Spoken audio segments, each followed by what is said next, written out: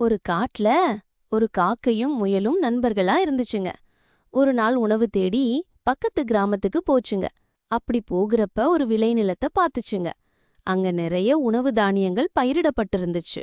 நிறைய சோளமும் கேரட்டும் விளைஞ்சிருக்கிறத பார்த்துச்சுங்க. உடனே அத பறிச்சு திங்கலான்னு முடிவு செஞ்சு பக்கத்துல போச்சுங்க. அப்பத்தான் அங்க காக்கைய விரட்டுற சோளக்கொல்ல பொம்மை வச்சிருக்கிறத பார்த்துச்சு முயல். உடனே காக்கா கிட்ட, அங்க பாரு, உங்கள விரட்ட சோளக்கொல்ல பொம்மை வச்சிருக்காங்கன்னு சொல்லுச்சு. அத பார்த்த காக்கா, அது வெறும் உயிர் இல்லாத பொம்மை தான். இருந்தாலும் விவசாயிங்க காக்காய விரட்ட முயற்சி செஞ்சிருக்காங்க. அதனால நீ போய் உழவு எடுத்துட்டு வான்னு சொல்லுச்சு. அதுக்கு முயல், பறவைகளை விரட்ட முயற்சி செஞ்சு சோளக்கொல்ல பொம்மை வச்ச விவசாயி கண்டிப்பா எங்கள போல மிருகங்களுக்கு வலை ஏதாவது வச்சிருப்பாரு.